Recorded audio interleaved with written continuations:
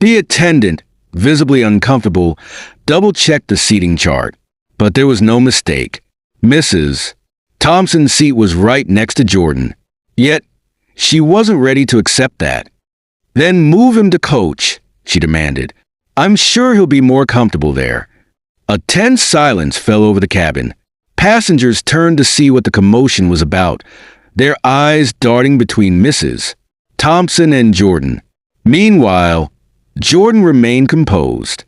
He glanced at her briefly, then returned to his book as if nothing had happened.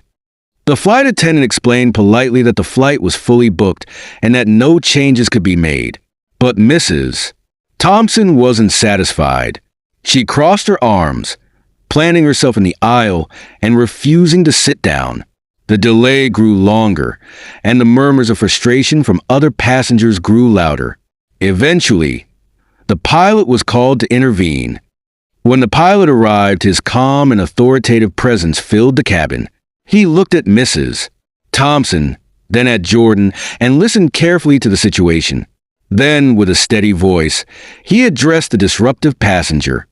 "Ma'am," he said, "I understand your concerns, but I must inform you of something important. The gentleman you're refusing to sit beside is not just a passenger. He's the owner of this airline." The revelation landed like a thunderclap. Mrs. Thompson's face drained of color as the weight of the pilot's words sunk in.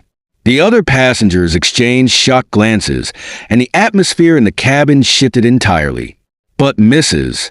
Thompson's reaction was not one of remorse. Instead, she straightened her posture and gave an incredulous laugh. "The owner? Him?" she said, her voice dripping with disbelief. "Well, that's quite the story, isn't it? I suppose anyone can claim to own an airline these days. Are you enjoying the story so far? If you're hooked, just wait. There's so much more to come. While you're here, take a moment to subscribe to the channel and never miss another story like this." The murmurs in the cabin grew louder, a mix of shock and disapproval. Yet Mrs. Thompson seemed unfazed, her arrogance holding firm. Jordan, who had remained silent throughout the ordeal, finally spoke. His voice was calm yet firm, and it carried an unmistakable grace. "Ma'am," he said, "I don't need to prove anything to you, but I will say this. Your attitude reflects poorly on no one but yourself."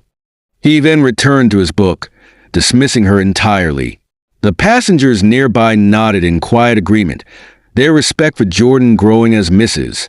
Thompson stood there, flustered and indignant. Eventually, the flight attendant intervened again, urging Mrs. Thompson to take her seat. Grudgingly, she sat down, glaring at Jordan as if he were the cause of her humiliation. Throughout the flight, Mrs. Thompson remained stiff and defiant. She made a point of not looking in Jordan's direction, occasionally muttering under her breath about the state of customer service and standards going downhill. Jordan, however, remained a picture of composure, ignoring her entirely as he read his book. When the plane landed and passengers began to disembark, Mrs.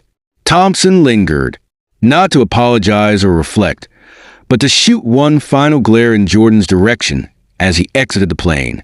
She turned to the flight attendant and said, "First-class standards aren't what they used to be. You'll be hearing from me."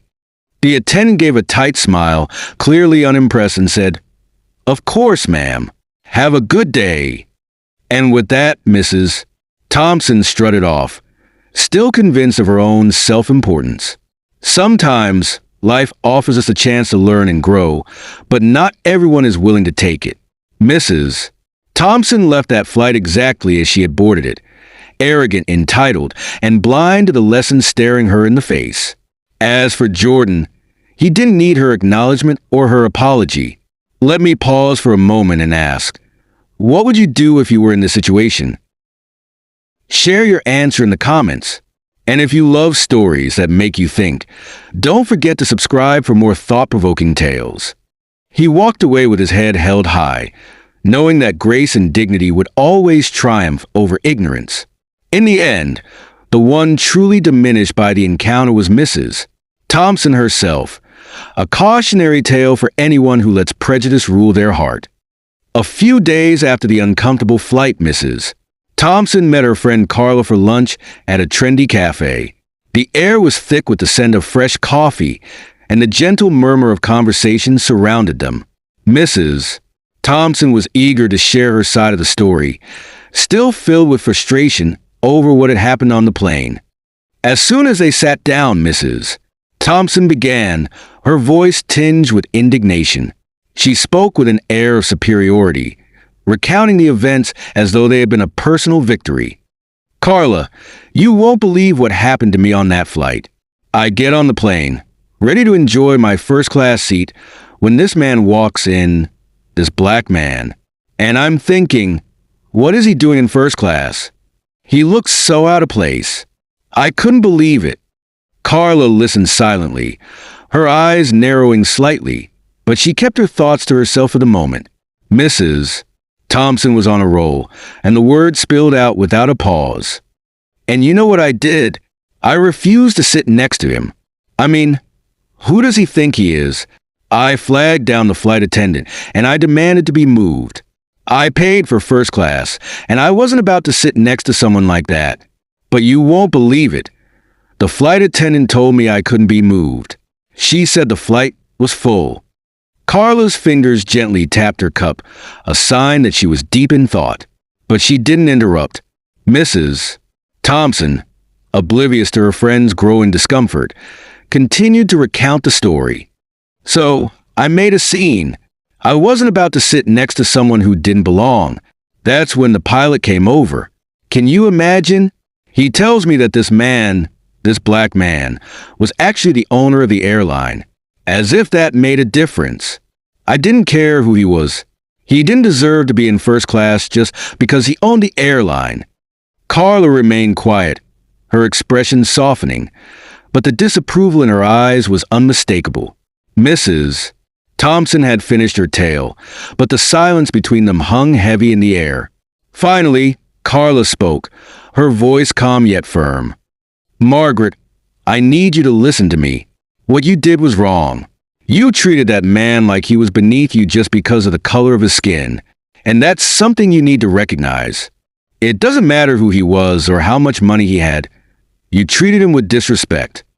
Mrs. Thompson recoiled, surprised by Carla's response.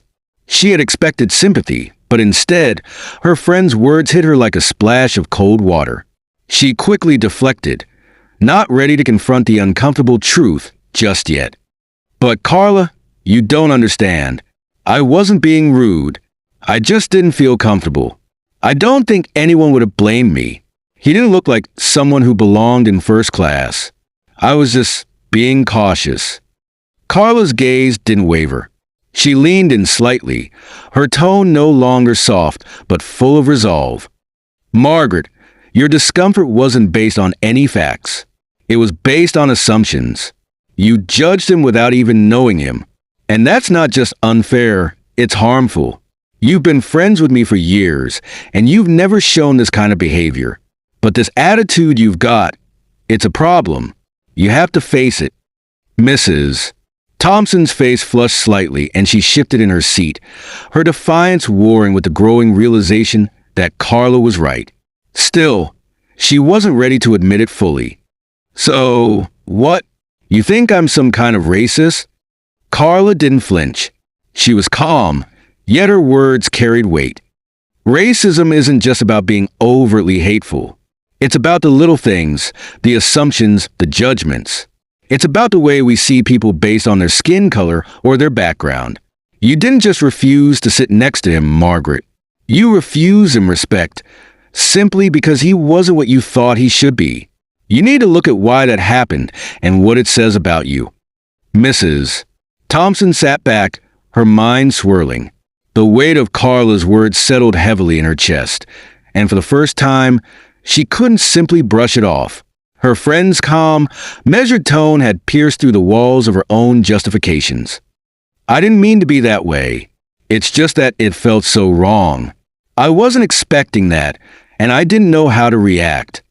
Carla sighed softly, her expression softening with understanding. She placed a hand on her friend's arm, a gentle gesture that offered support rather than judgment. You don't have to be perfect, Margaret, but you do need to be willing to change. And that change has to start with facing the things you don't want to see. We can't move forward if we keep holding on to these outdated ideas about people. You've got to ask yourself, why do you feel this way? Why did you assume he didn't belong? The way you act around people like him has consequences, whether you realize it or not. Mrs. Thompson was silent, the words settling deep inside her. Carla was right. She had never stopped to question her own biases, her assumptions about others. For the first time, she could see just how wrong her actions had been. After a long pause, Mrs. Thompson finally spoke, her voice quieter, almost hesitant. I think I have some things to figure out. Carla smiled gently, offering her friend a reassuring nod. I know you do, but I'm here for you, Margaret. We all have work to do, but the important thing is that you're starting to see it now. That's where real change begins. As they continued their conversation, the air between them felt different. Carla's words had planted a seed in Mrs. Thompson's mind, a seed of reflection and growth. The road ahead wasn't going to be easy, but at least now Mrs. Thompson was beginning to question the very things that had once seemed so ingrained in her. And while it wasn't clear where this journey would lead, one thing was certain: Mrs. Thompson had been given the chance to change, and whether she would take it was now entirely up to her. It was an ordinary afternoon, but for Mrs. Thompson, it felt anything but ordinary. She and her close friend Carla were strolling through one of the city's most luxurious malls, a place where the polished marble floors seemed to shine as brightly as the high-end boutiques that lined the walkways. Carla, always the outgoing one, was in her element, eagerly talking about the latest fashion trends and upcoming social events. But Mrs. Thompson, still feeling the weight of her past actions, walked beside her, her mind elsewhere. Then, as if the universe had conspired to bring the past and present together, Mrs. Thompson froze. She caught sight of a familiar face. None other than Jordan, the owner of the airline she had so arrogantly rejected months ago. His presence was undeniable, exuding the same calm confidence, the same quiet strength that had unnerved her on that flight. He was standing near a boutique, casually scanning the racks, dressed in a simple yet elegant outfit. The kind of outfit that only someone with a quiet confidence could pull off. Mrs. Thompson felt a wave of panic rise within her. She wasn't sure what to do. Should she apologize again? Should she pretend like the whole awkward encounter on the plane had never happened? She glanced at Carla, hoping for some kind of distraction, but Carla had already noticed Jordan, her face lighting up in recognition. Oh, my God, Jordan, it's you. It's been so long. Jordan turned to face Carla, his expression shifting into a warm, welcoming smile. He was immediately friendly, his demeanor completely different from the aloof image Mrs. Thompson had once painted in her mind. He approached them with an air of ease and warmth that was disarming. Carla, it's so good to see you. And you must be Mrs. Thompson. It's nice to meet you again. Mrs. Thompson felt a jolt of discomfort surge through her. She wasn't sure what to say. She hadn't expected this encounter, let alone the kindness that Jordan seemed to exude without hesitation. Hey, are you with me on this thought-provoking story? This is just one of the many stories I share here, each designed to entertain and inspire you. If you're enjoying this journey, subscribe to the channel and join a community of story lovers just like you. She stood there awkwardly, unable to form words. But to her surprise, Jordan didn't let the silence linger. He turned to Carla, extending his hand with a friendly smile. I've been working on some new projects lately, and I've been hoping to connect with people who share similar values. People like you, Carla. I remember the great conversations we had before. Would you be interested in discussing a new initiative I'm starting? Carla, ever the social butterfly, lit up at the mention of a new project.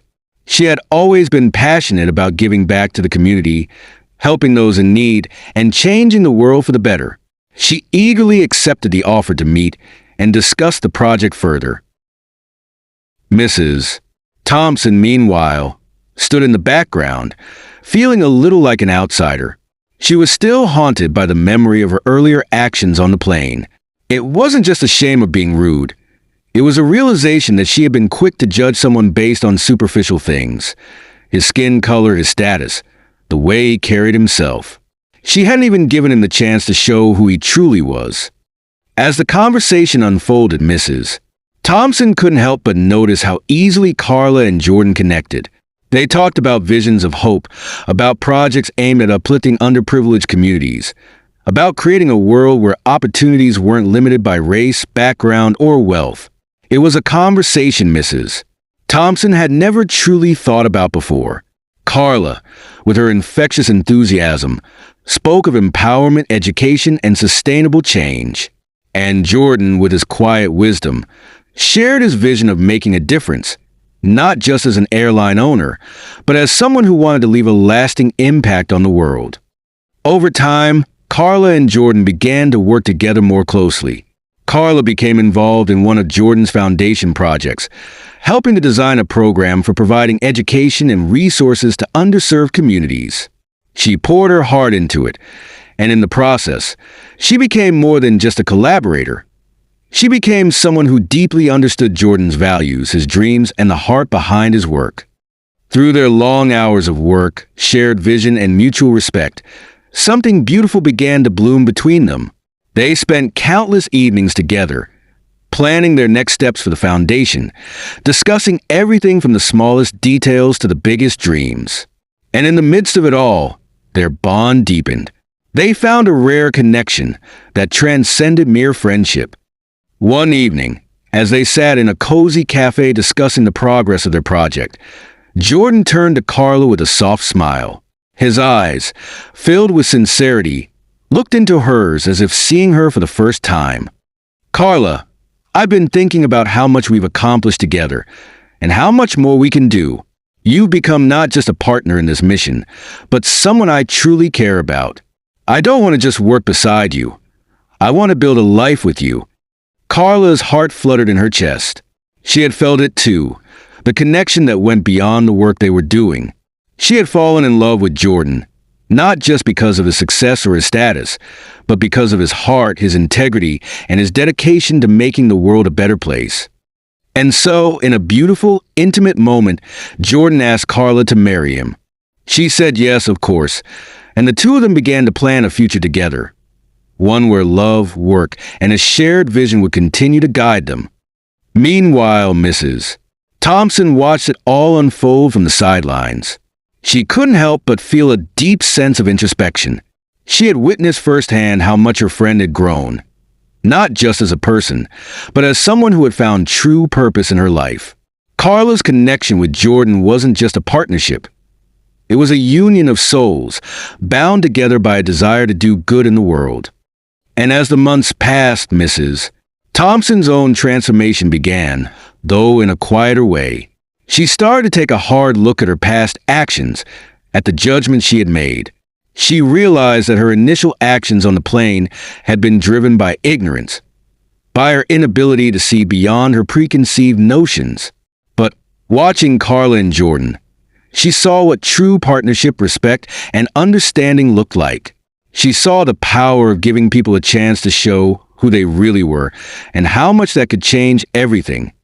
At their wedding, Mrs.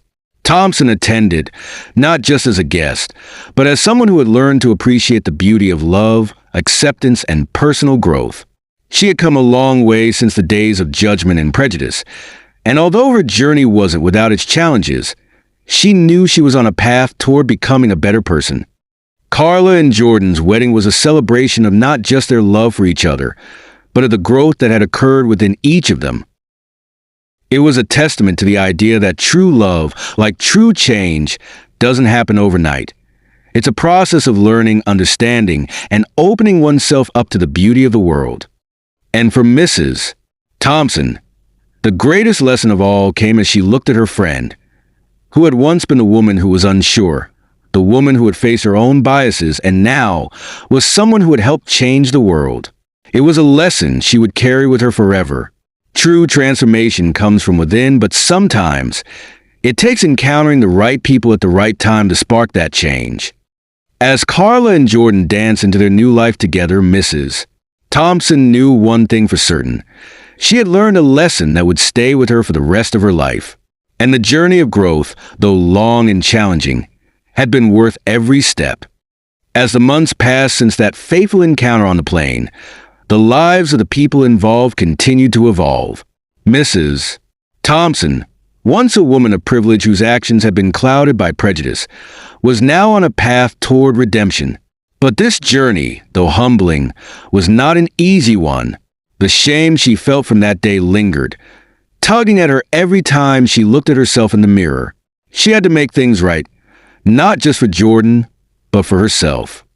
One crisp afternoon, after much internal struggle, Mrs. Thompson finally made the decision to take action. She couldn't ignore the lessons she'd learned. She knew she had to apologize to Jordan. Face to face, no excuses, no justifications. She had wronged him, and the weight of that still hung heavily in her chest. She found herself standing outside the gleaming doors of the airline's headquarters, the building towering before her like a testament to the success Jordan had achieved. Mrs. Thompson felt small in comparison, a reminder of her past mistakes. The entrance, modern and imposing, seemed like a physical manifestation of the distance she had to bridge to atone for her actions. As she stepped inside, the cool, polished floors echoed under her heels. The walls were adorned with images of the airline's success, Jordan's vision of unity and inclusion in every picture. It was clear that Jordan didn't just run an airline. He had built something greater, something that stood for respect, integrity, and understanding. Mrs. Thompson made her way to the receptionist, her hands trembling slightly. She was nervous, unsure of how this meeting would unfold. The receptionist smiled warmly, seemingly unbothered by the tension Mrs. Thompson felt. She requested to see Jordan, and after a brief pause, was escorted down a long hallway lined with framed accolades, photographs of charity events, and glimpses of Jordan's influence on the community. With each step, Mrs. Thompson couldn't help but feel a mixture of awe and regret. Finally, they reached Jordan's office. It was sleek and modern, just like the rest of the building. She hesitated at the door, her nerves threatening to overpower her. She stood there for a moment, gathering her thoughts. She had rehearsed this moment in her mind countless times, but now that she was here, the weight of the apology seemed even greater than she had imagined. Taking a deep breath, Mrs. Thompson knocked on the door. A calm, reassuring voice called from within. Jordan's voice. "Come in." As Mrs. Thompson entered the room, she was immediately met with Jordan's warm, unwavering smile. He looked up from his desk, his presence as commanding as ever, yet there was an undeniable gentleness in his gaze. It was clear that the man in front of her was not the person she had judged months ago. He had an aura of calm and understanding that was impossible to ignore. Jordan rose from his desk, his demeanor completely at ease. The contrast to Mrs. Thompson's nervous energy was palpable, yet he didn't seem fazed. He extended his hand in greeting, his voice soft but steady. "Mrs. Thompson, it's good to see you again. How can I help you today?" Mrs. Thompson felt her throat tighten as she fought to hold back the flood of emotions she had been carrying for so long. Her eyes welled with unshed tears, but she held them back, determined to make things right. "Mr. Jordan, I owe you an apology. I came here to apologize, not just for what happened on that flight, but for the person I was back then. My behavior was wrong. I treated you horribly, and I've been thinking about it ever since. I judged you based on my own biases, and I'm so sorry for that." As the words left her mouth, Mrs. Thompson felt a wave of relief wash over her, as if lifting a burden she hadn't even realized she was carrying. She looked up at Jordan, waiting for his response. She expected anger, perhaps even contempt. But what she received instead was the last thing she had anticipated: understanding. Jordan's smile didn't falter. He stepped closer to her, his voice calm, yet full of wisdom. "Mrs. Thompson, I appreciate your courage in coming here to apologize. It's not easy to admit our mistakes, especially when they come from a place of ignorance. We all carry biases, sometimes without even realizing it. But the most important thing is that you're here now, willing to make it right. That speaks volumes." His words settled over Mrs. Thompson like a balm. She hadn't expected such kindness, but it was precisely what she needed.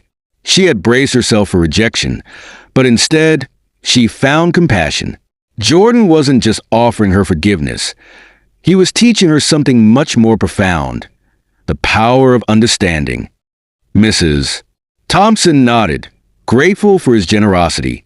Her heart felt lighter than it had in months, and for the first time, she saw the value in truly facing her mistakes, rather than hiding from them. "Mrs. Thompson, I'm so grateful for your understanding, Mr. Jordan. I've spent so much time reflecting on my actions, and I've come to realize that the way I treated you that day was not only wrong, but it was also a reflection of my own insecurities and misconceptions. I want to change. I want to learn from this, to be a better person." Jordan's smile widened, and he reached out to shake her hand, his gesture full of sincerity. "Change is a process, Mrs. Thompson, but I believe in second chances. And if you're truly committed to growth, I know you'll make a positive impact, not just on yourself, but on others as well." With that, Mrs. Thompson left Jordan's office, feeling an overwhelming sense of peace.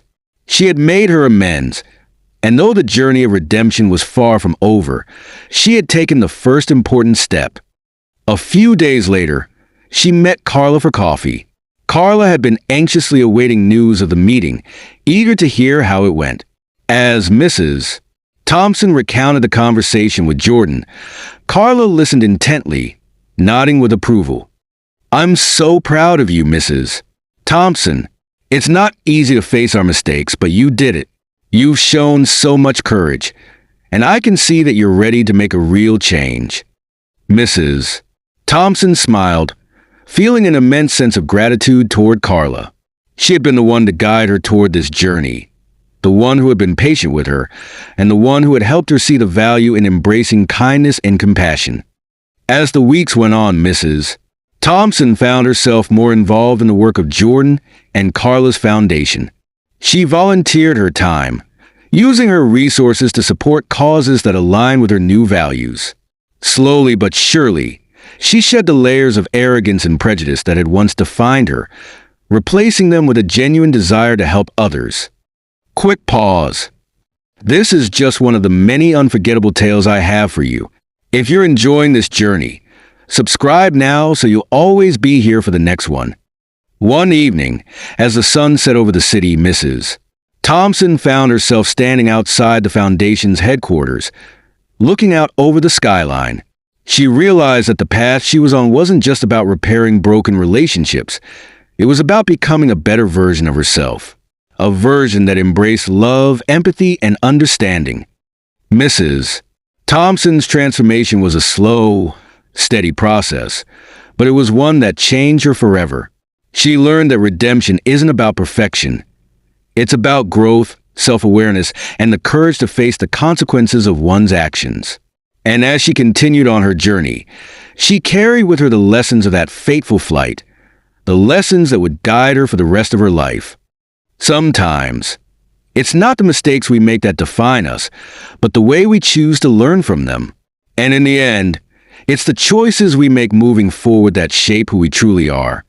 And there you have it, another story to spark your imagination and maybe even change your perspective. If this one resonated with you, let me know in the comments. I'd love to continue the conversation with you. Before you go, don't forget to like this video, share it with a friend who loves stories as much as you do, and subscribe so you'll always be the first to catch my next narrative. Thanks for being part of this journey. Until next time.